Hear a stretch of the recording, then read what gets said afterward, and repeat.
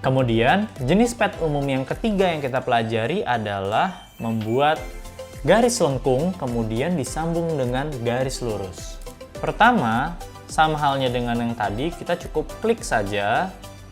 Dan di titik kedua, kita dapat klik tahan untuk memunculkan handle dan membuat pad kita menjadi melengkung. Yang sedikit berbeda adalah pada titik yang ketiga, garis padnya harus lurus. Perbedaan antara garis melengkung dengan garis lurus adalah pada pad yang melengkung, titik anchor memiliki handle. Sedangkan pada garis yang lurus, titik anchor tidak memiliki handle. Oleh sebab itu, pertanyaan berikutnya adalah bagaimana cara kita memotong handle yang ada pada titik ketiga. Untuk memotong handle, kita sebenarnya membutuhkan tools Convert Anchor Point. Namun, saya memiliki cara yang lebih sederhana dan lebih mudah, yaitu cukup dekatkan pad kalian ini kepada titik terakhir yang sudah kalian buat. Otomatis, pada icon pen tool di sebelah kanan bawah akan muncul tanda Convert Anchor Point yang kecil.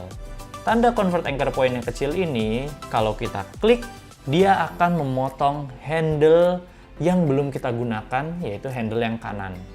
Otomatis, yang hanya muncul adalah handle yang kiri, atau handle yang pertama saja. Di titik ketiga, karena sudah tidak ada handle-nya, kita dapat membuat garis yang lurus tanpa terganggu lagi dengan lengkungan handle yang sebelumnya. Terakhir, jenis pad umum yang keempat, kita akan membuat garis melengkung namun keduanya ke arah atas. Cara pembuatannya, di titik awal sama seperti tadi, kita cukup klik saja. Di titik kedua, kita cukup klik tahan untuk memunculkan handle. Perbedaannya ada pada titik ketiga. Berbeda pada pad yang sebelumnya, kalau jenis pad yang umum ketiga tadi, kita memotong handle-nya. Namun, di jenis pad umum keempat ini, kita harus merubah arah dari handle yang sebelah kanan. Jadi kita akan mematahkan tangannya atau handle yang sebelah kanan menjadi ke atas. Jadi handle kiri dan kanan dua-duanya ke atas membentuk huruf V. Untuk mematahkan handle tersebut, kita membutuhkan tools Convert Anchor Point. Agar lebih cepat, kita cukup tahan Alt saja dalam mode pen tool supaya berubah menjadi Convert Anchor Point tool. Setelah tahan Alt atau Option jika teman-teman yang menggunakan Mac, klik titik handle kalian yang terakhir, klik tahan, tarik ke atas. Otomatis kalian dapat mengarahkan arah handle ini sesuai dengan keinginan kalian. Jika sudah kalian tentukan, lepas mouse dan Alt kalian, lalu buat titik berikutnya sejajar dengan titik-titik sebelumnya. Otomatis bisa kita lihat di sini, pad yang terakhir akan membentuk lengkungan yang juga ke atas. Untuk membuat garis lengkung yang dua-duanya ke atas seperti ini, sebenarnya ada alternatif lainnya yang dapat juga kita lakukan. Perbedaannya ada pada pad yang di tengah. Jadi alternatif kedua, di awal kita cukup klik, di tengah kita klik tahan. Perbedaannya, pada titik ketiga, kita tidak mematahkan handle-nya, tapi kita memotong handle-nya sama seperti cara nomor 3 tadi. Namun, perbedaannya pada cara yang sebelumnya, di titik ketiga kita dapat klik tahan supaya pada titik terakhir muncul kembali handle. Silahkan kalian coba dan pelajari untuk membuat 4 jenis pad umum yang sudah saya demonstrasikan tadi.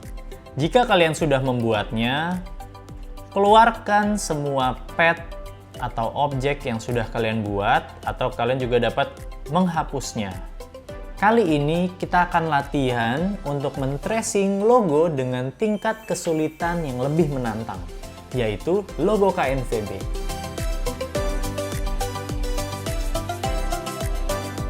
Silahkan kalian masukkan logo KNVB yang sudah disiapkan yang ada pada file penunjang. Besarkan ukuran gambar logo KNVB ini sesuaikan dengan artboard kalian. Namun, kalian harus ingat dalam membesarkan sebuah gambar, jangan lupa untuk menahan tombol Shift agar gambar kalian tetap terjaga ukurannya. Kemudian, duplikat logo KNVB ini yang pertama di dalam artboard, yang kedua di luar artboard.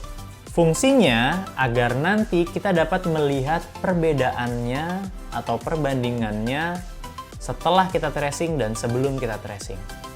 Di sesi ini, saya juga akan menjelaskan tentang layer pada Adobe Illustrator.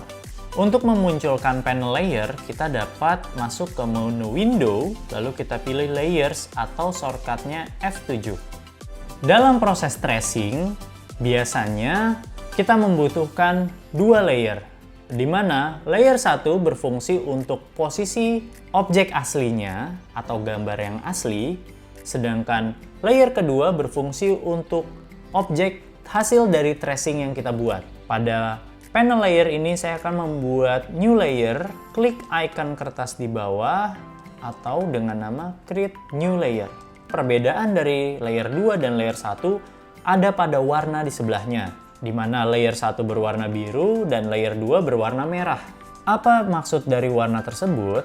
Warna pada layer 1 dengan layer 2 ini menandakan warna dari pad yang akan kita buat. Jika kita membuat objek ataupun membuat pad, kita akan selalu menemukan warna biru pada warna pad kita.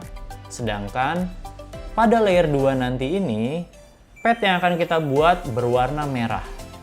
Begitupun layer-layer lainnya, jika kita tambahkan layer baru lagi, otomatis padnya juga akan berbeda warna. Itu berfungsi untuk mengetahui ada di mana posisi objek yang kita buat, sesuai dengan warna padnya dengan layernya. Jika kita sudah membuat layer kedua, kita harus mengunci layer pertama. Dengan cara klik area kosong di sebelah mata atau yang disebut dengan toggle lock. Jika kita klik, akan muncul icon gembok, di mana berarti semua objek yang ada pada layer 1 tidak dapat kita pindah-pindahkan, sehingga pada saat proses tracing nantinya kita tidak akan terganggu dengan objek yang bergeser. Pada proses tracing ini, saya ingatkan gunakan selalu warna stroke yang berbeda daripada warna objek yang ada di layer 1. Dalam proses tracing ini, agar kita lebih mudah dan dapat mengerjakan lebih detail, kita harus membesarkan view dari layar kita ini dengan zoom tool. Zoom tool ini memiliki icon berbentuk loop atau shortcutnya Z. Jadi kita cukup klik Z, lalu kita dapat klik beberapa kali pada area yang kita inginkan. Dan jika kita ingin mengecilkan lagi atau meng-zoom out, kita dapat klik Alt atau Option, lalu kita klik mouse-nya, otomatis dia akan mundur menjadi menjauh. Saya sarankan dalam proses tracing, kerjakan dari yang bagian termudah dulu. Di sini saya mengerjakan dari garis-garis yang lurus karena itu saya rasa lebih mudah dibandingkan garis-garis lengkung. Dalam proses men-tracing, usahakan gunakan titik anchor sesedikit mungkin. Karena semakin banyak kalian menggunakan titik anchor, otomatis objek kalian akan semakin tidak rapih. Namun, jangan juga memaksakan membuat garis lengkung dengan titik yang sangat sedikit. Contohnya, jika dari titik ini kita ingin membuat ke titik di sini, kalau kita klik tahan lengkungannya kita rasa tidak pas, jangan kita paksakan. Berarti kita harus berhenti dulu di tengah, kita buat dulu setengah lengkungannya, baru kita sambung lagi setengah lengkungannya. Dan jika garis kalian tidak rapi, kalian masih dapat mengatur arah handle-nya dengan merubah pen tool ini menjadi convert anchor point dengan tahan Alt seperti contoh yang di awal tadi sudah kita praktekkan. Sebenarnya pada proses latihan ini kalian tidak diwajibkan harus membuat garis-garis yang rapi. Namun, karena objek ini banyak yang harus kita tracing, usahakan di tiap prosesnya pad yang kalian hasilkan semakin rapi. Dan jika kalian ingin merubah arah handle ataupun posisi anchor-nya yang kalian rasa butuh perbaikan, kalian masih dapat merubahnya menggunakan Direct Selection Tool. Kalian cukup klik pada titik-titik yang kalian ingin rubah, ataupun pada handle-handle yang ingin kalian rubah posisinya.